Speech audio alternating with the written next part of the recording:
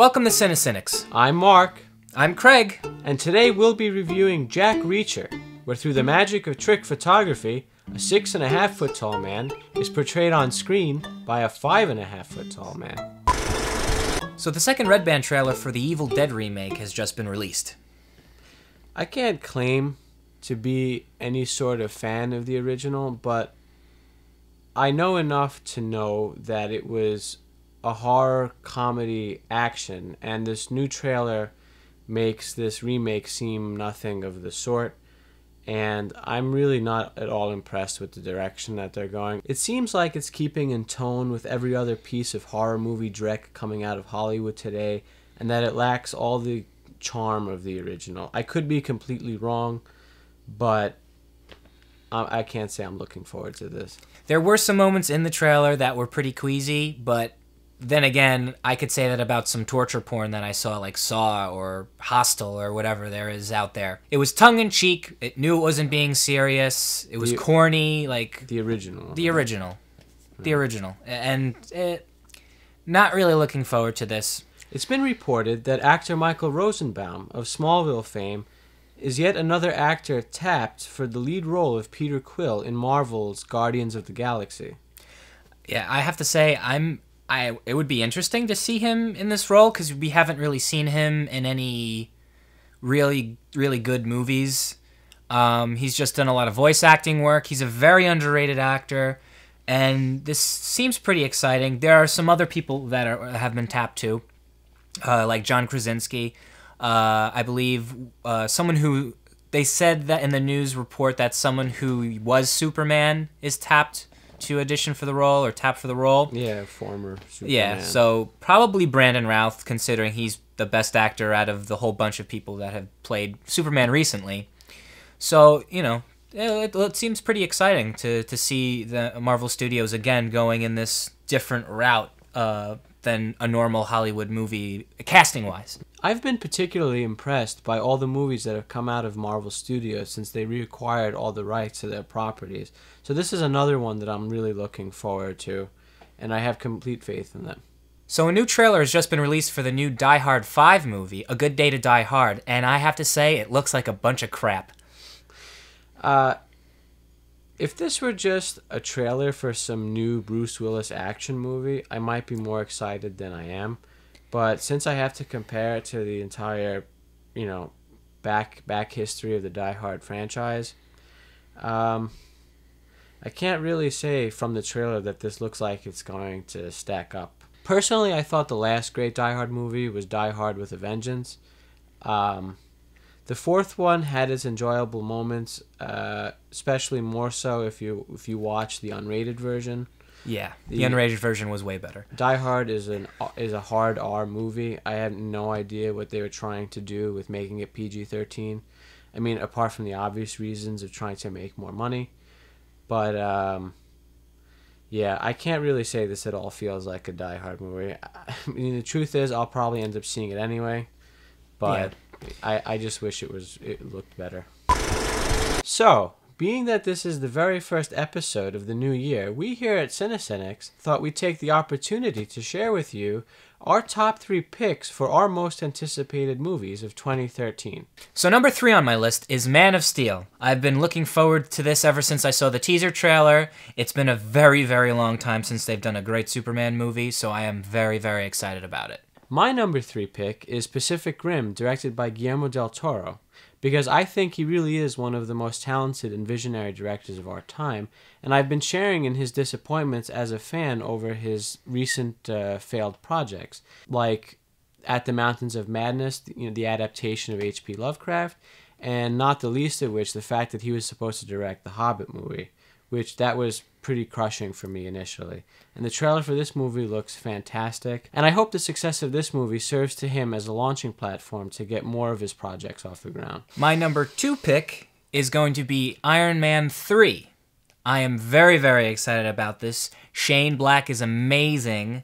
He writes such good dialogue. He's a pretty amazing writer, and he is going to make Robert Downey Jr. sound even better in Iron Man 3. My number 2 pick is actually Craig's number 3 pick, Man of Steel, directed by Zack Snyder. Despite some reservations I might personally have over the dark tone of the trailer they released for this movie, I still really am looking forward to seeing it, because there really hasn't been a good Superman movie since Christopher Reeve donned the cape, and at the end of the day, I still place complete trust in the Nolan brothers. And my number 1 pick is Star Trek Into Darkness. It looks amazing. Benedict Cumberbatch as the villain looks awesome.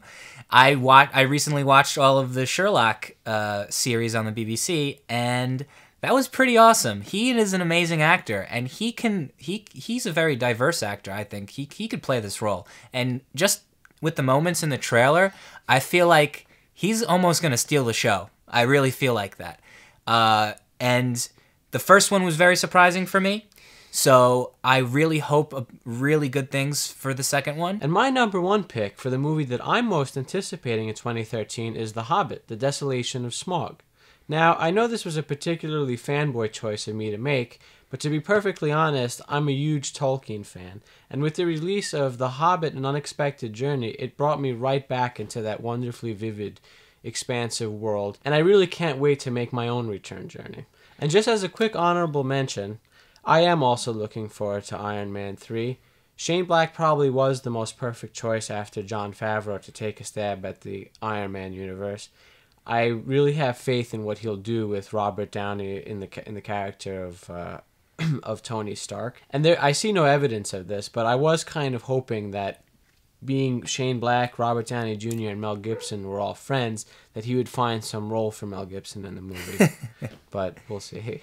And I'm actually looking very forward to Pacific Rim and Hobbit, Desolation of Smaug. Hobbit looks amazing, like always. I mean, Peter Jackson does a pretty competent job every single time, except for King Kong and Lovely Bones. But we won't mention those. And Pacific Rim looks pretty amazing, considering that I have never seen these two genres mixed before, like I said in a previous video. And I'm looking forward to some robot smashing monsters.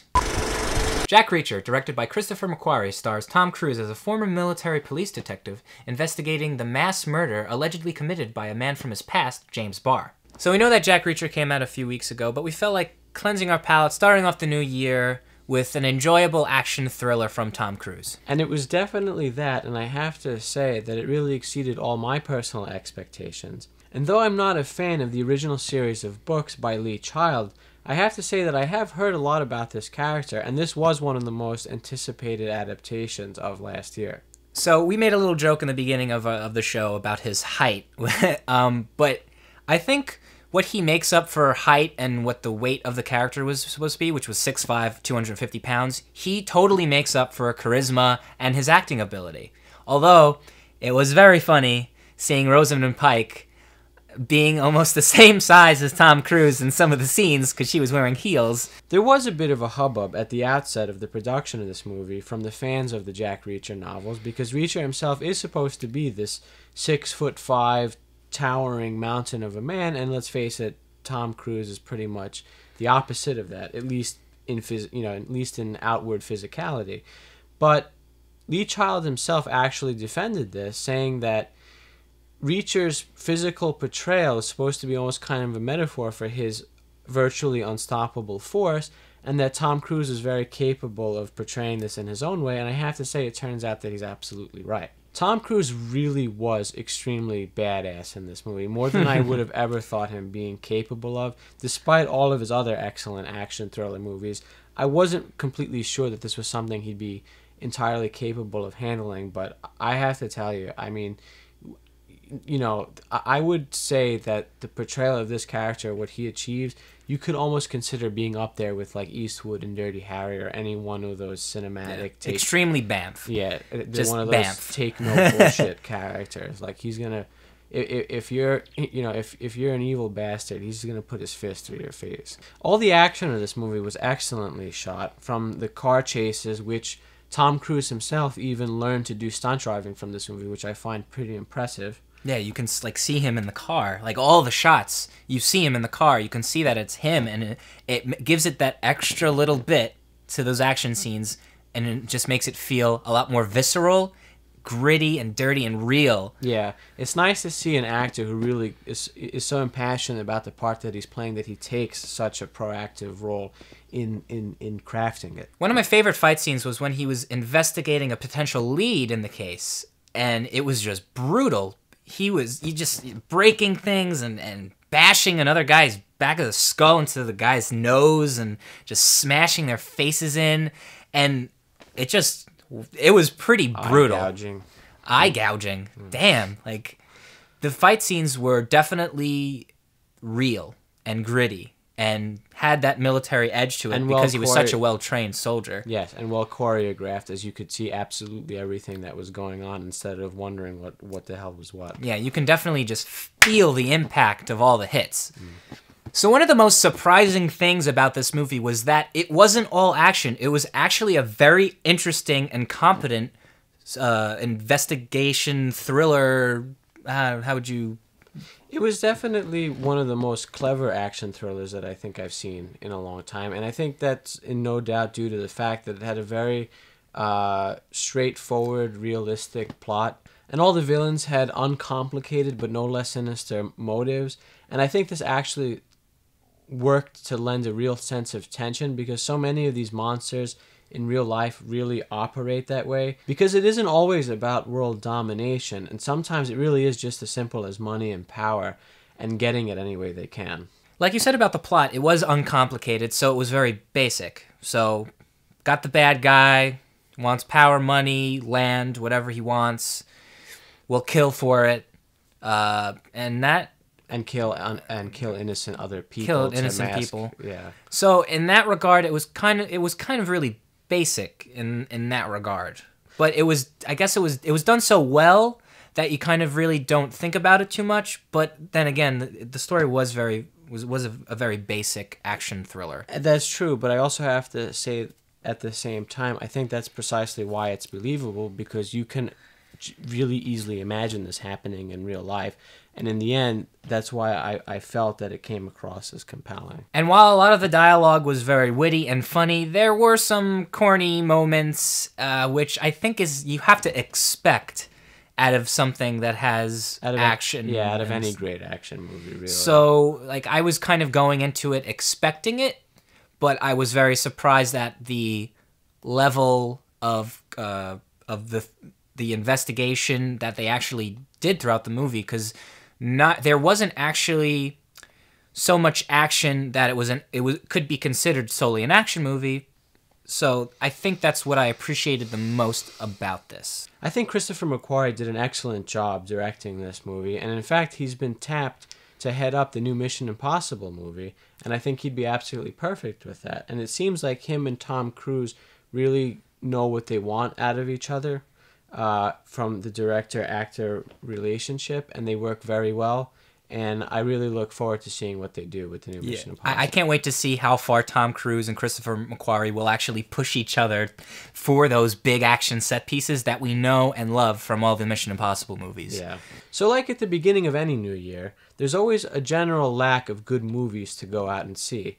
And if you haven't seen Jack Reacher, I really recommend that you go out and do so. It really was a wonderful action thriller with believable human characters and high stakes. And there's been some talk now of adapting the rest of Lee Child's book and turning this into a franchise, and I have to say, I perfectly welcome that. I really want to see more Jack Reacher movies.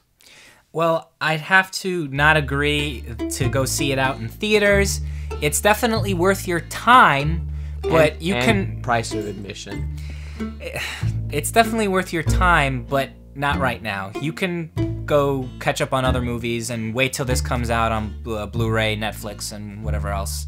And if you like CineCynics, rate, comment, and subscribe. And make sure to tune in every Saturday for more movie news, recommendations, and reviews. And our question to our viewers for this week is, what are your favorite Tom Cruise movies?